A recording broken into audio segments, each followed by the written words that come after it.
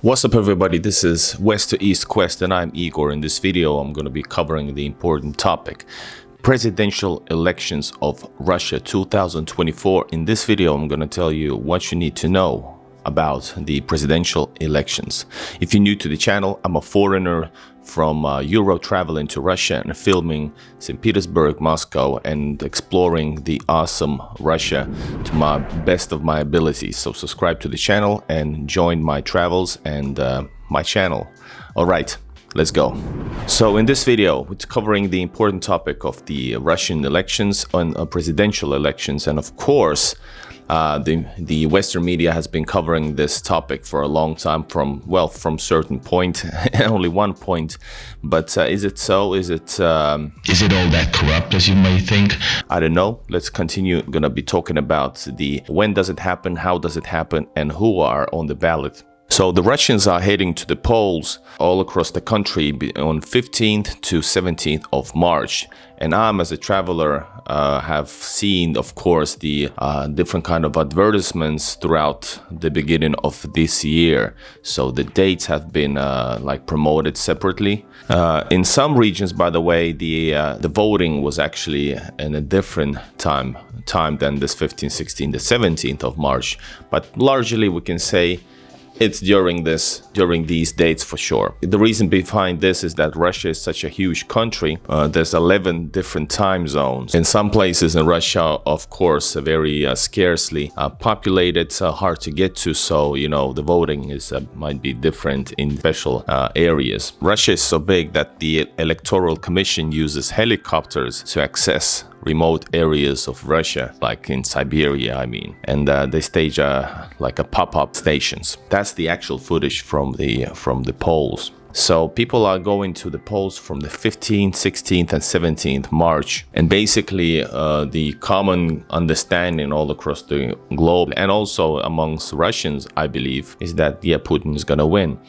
So the elections will be closely monitored from afar in the West as well. After these polls, after the 17th of March, the exit poll should be available in just few hours after the polls close, and the official results will be cemented a few days after. This is the first time Russia is doing online voting as well. You can cast ballots online, and usually that site is Slutsky, something like that, and that's basically everything operates through that. That's the main system in Russia, voting or maybe doctoral things. You know, that's the system that is being used and developed lately. What has happened in the previous elections leading to this day? So there's a certain pattern over the past 20 years. In the 2018 presidential elections, the Communist Party runner-up Pavel Grudin secured 11.8% of the vote, and compared to Putin's 76.7%. That was in 2018. And Putin previously won elections in 2012 with 64.35% of the vote. In 2004, that was 71.9%, and in 2000 it was 53.44%. Putin couldn't seek his third consecutive presidential term in 2008, so he was actually a prime minister. Medvedev was president for 4 years. So what are the Russian campaigns like, if you probably wonder? And I mentioned already about the TV and other advertisements that I've seen as a person in St. Petersburg and Russia in general. I've seen also some advertisements in Moscow. These are the places I've visited this year. Also Tver, Vyborg, things, and some other places. And all these are visible on my channel, guys. So the Russian president is elected in a direct popular vote. If none of the candidates receive over 50%, then they're gonna go to the second round, and it's held between the two most popular candidates 3 weeks later. Registration of candidates generally wraps up by the February of an election year. So with campaigns are running in February and in March, very tight schedule actually. They all lead to the election day. And the previous years there was also like TV debates among some of those who's running for president. These debates in Russia in general and talk shows are very lively, very just like the Russian nation. They're polite, but they can get over the top. In 2018, for example, the then presidential candidate Ksenia Sobchak, she's a big-time celebrity in Russia. She threw water over the legendary Kharitonov, and that got let's say just a reaction from Kharitonov. Замолчи, дура, замолчи. Владимир Вольфович, ну не оскорбляйте женщину. Ну если она тупая. Владимир Вольфович. Если мозгов нет. Ну началось. Вот видишь? Вот идиотка, что? Убери ее отсюда. Ксения Анатольевна, я не имею права. Сейчас идет время господина Бабурина. Я не имею права это делать. So in Russia, there's TV debates are heated, so you can, just like maybe somehow like Italian vibe to it. I don't know. They're really over the top sometimes, depending on the show, of course. If you offend somebody, you're gonna hear yours, and you're gonna get yours possibly, depending on who you offend, etc. So that's also can be seen on the TV debates. Who are the candidates in addition to Putin this year?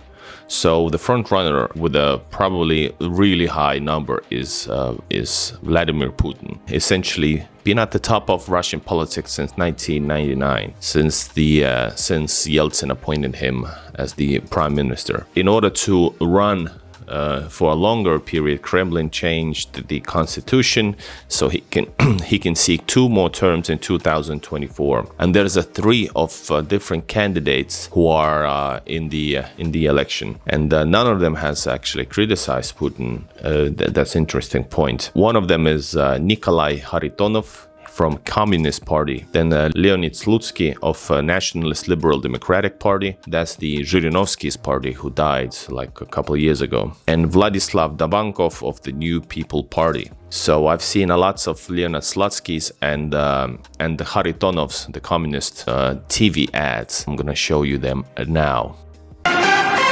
Сегодня на лондонской бирже нефть подорожала на 3%. Таргетирование инфляции как никогда. Майские фьючерсы на газ упали ниже февраля. Доллар, отрицательный рост. Рекордные прибыли. Золото, газ, нефть, алмазы. Мы эту болтовню выключим навсегда. Рынок сам все отрегулирует. Николай, ты куда? Куда? На работу, в Кремль.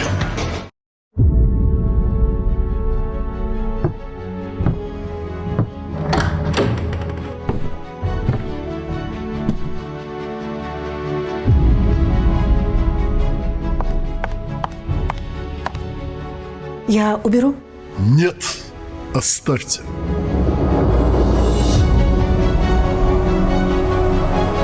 Дело Жириновского живет. Слуцкий, кандидат в президенты России.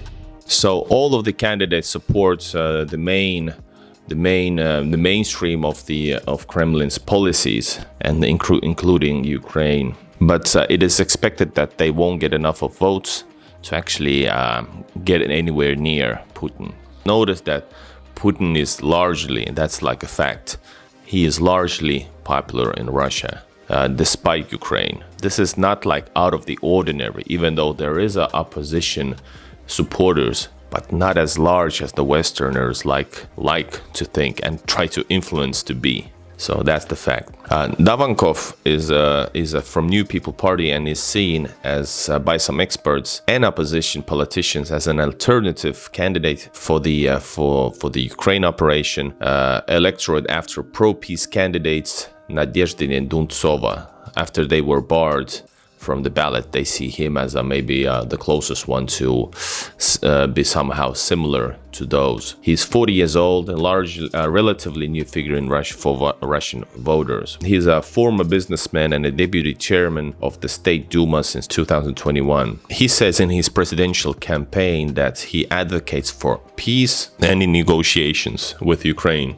freedom of the press, and normalizing Russia's relations with Western countries, as well as calling to stop persecution for dissents and halt ideological censorship. Really liberal stuff, actually. As a lawmaker, Davankov has refrained from backing several restrictive laws, including raising the maximum conscription age to 30 years, a bill that restricts advertisers from working with foreign agents. At the same time, he co-authored legislation banning gender transition, a move that made life for Russia's LGBTQ and plus community even more challenging. In 2023, Davankov ran an unsuccessful bid for Moscow mayorship. Good luck with that. Davankov received only over 5% of the votes. In 2024 presidential election, Davankov is expected to come as second place with 6% of support. Then we have Leonid Slutsky. Slutsky is the head of national LDPR party, Zhirinovsky's party, and a member of the State Duma since 2000, is polling at around 3%. And why I mentioned a couple of times Zhirinovsky is because Zhirinovsky is the main figure of the whole party. It's all about him basically and his ideology. In the ad, they were like he was in the office of the party and they were removing like Zhirinovsky's name and adding his, and he said, "No, leave it." And there's two names. That means, of course, very easily to be understood as like I am. Zhirinovsky's vision lives through me. That's what he thinks. That's what they're saying. So yes, that was his presidential, campaign. Basically, I continue Zhirinovsky's work and didn't say anything else. Slutsky, 56 years, he's been involved in several scandals and was sanctioned by the West in 2014 for support of the annexation of Crimea. No huge news about that. Slutsky, he was a member of the Russian delegation in the spring 2022 peace talks with Ukraine. Is also known for his hawkish stance at the war. He stated that the main goal of the election program is final and speedy victory in the war. His campaign platform includes tax relief for low-income people, freezing food prices and combating price inflation, as well as providing social housing.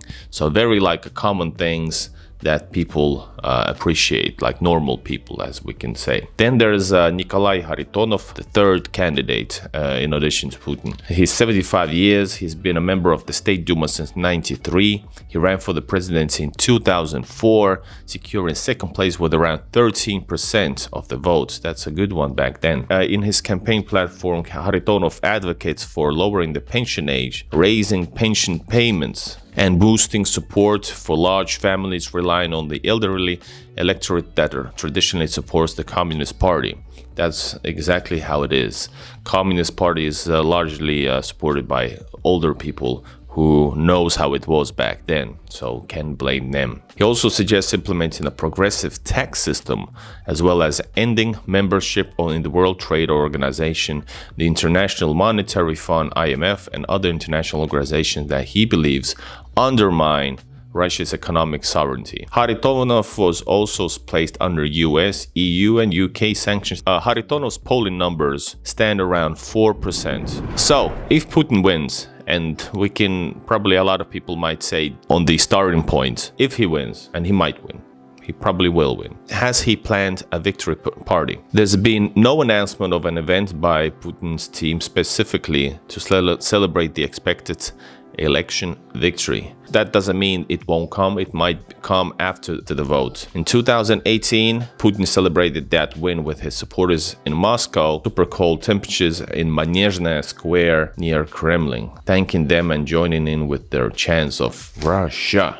There was one candidate that was specifically popular-ish, but he was not led to be a candidate in this presidential election. He is Boris Nadezhdin, and he was one of the highest profile anti-war, you might say, figures remaining inside Russia after the death of Navalny. So he had a campaign run, and he gained enough signatures that was required to stand in the election, but he was barred from running by the country's election commission. So on the 4th of March, he vowed to keep filing challenges against his exclusion from the vote, despite conceding that he has zero chance of appearing on the ballot. And now we can say, of course, since the elections are actually going right now, there is no chance. So around 75% of Russians are ready to vote for Putin. That's the estimation, according to the March month poll published by the state. What you guys think? Who is gonna win? Is Russian elections fair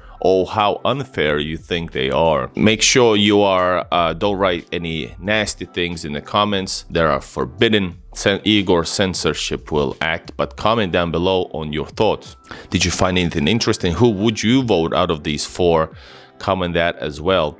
I am West to East Quest, and this is my video about the Russian presidential elections. I am a foreigner traveling to Russia, so no, I'm not voting, and because that's a popular topic for many people on my channel. So keep on watching for the next videos, and see you guys in Russia. Bye bye.